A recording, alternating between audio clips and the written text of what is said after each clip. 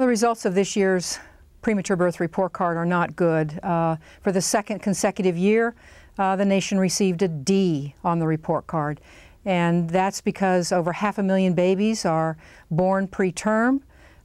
This is about double the rate where we should be, and it frankly means that our nation is failing its youngest citizens. The report card is showing some progress in some states. 33 states have lowered their rates of maternal smoking. 21 states in the District of Columbia have done a better job of providing health insurance coverage for pregnant women. And 27 states, the District of Columbia and Puerto Rico, have done a better job of lowering the rates of late preterm birth. The recommendations are really a call to action for states to lower the rate of women who smoke during pregnancy, to cover more women with health insurance, and to reduce the rate of late preterm birth. And in simple terms, that means fewer elective C-sections or C-sections at the right time for the right reasons.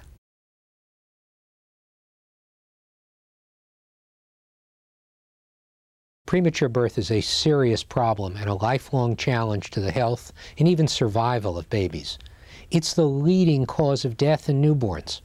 And babies who survive early birth are faced with challenges such as cerebral palsy, mental retardation, lung problems, and even hearing and vision loss. If women want to have a full-term, healthy baby, they have to plan early. Even before they're considering pregnancy, they need to go for a preconception checkup to make sure that they're healthy so that they have a healthy pregnancy and a healthy baby.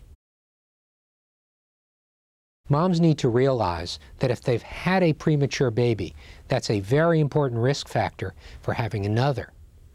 But also importantly, there are behaviors that we can control that are risk factors for prematurity. Things like smoking and drinking, and the use of drugs that your doctor doesn't prescribe.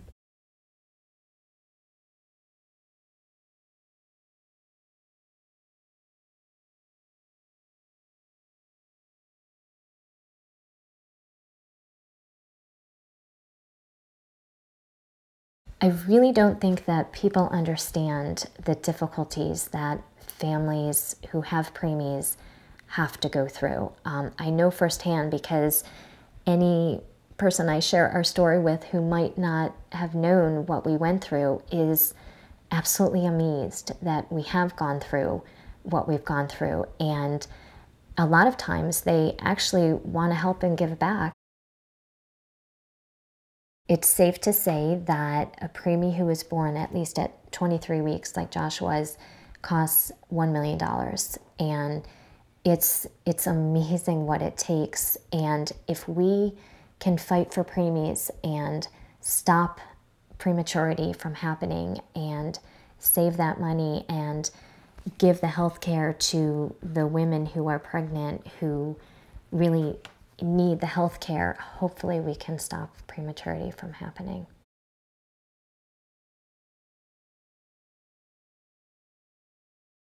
It's important to know about prematurity because of the devastation that it can cause. Just 3 months premature can not just create devastation for a family in terms of disease and illnesses, but the medical bills and what it costs our country is absolutely devastating. When you have a premature baby that is a micropreemie, it can cost us anywhere between $800,000 to $2 million. But most of all, I think it's important to know about prematurity because it's not something that should be kept in the dark.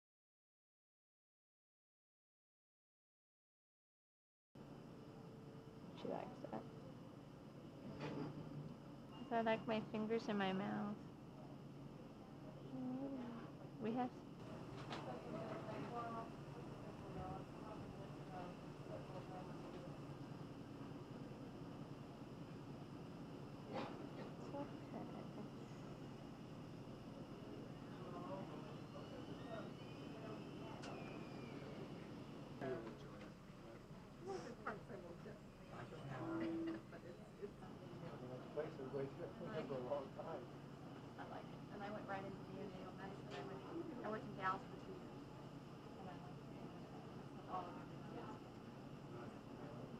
I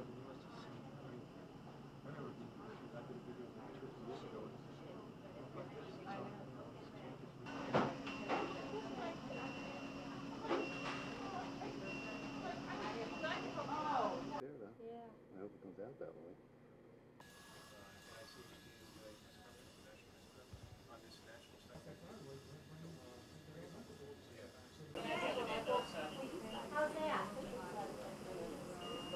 Try to push your foot back in.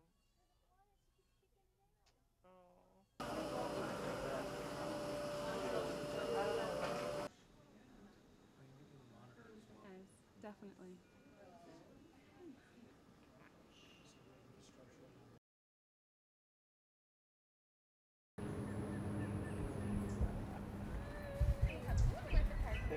Drawing Alex, isn't that funny? The poodle's being great right now, right? He's not pulling, he's not doing anything. Okay, let's cut across here. Everything has its season, everything has its time. I was born early, but thank goodness now I'm fine. Here, here, here, said the gander. You sound like three ganders, muttered Charlotte. Why can't you just say here? But Charlotte, said Wilbur, I'm not terrific. That doesn't make a particle of difference, replied Charlotte. Not a particle.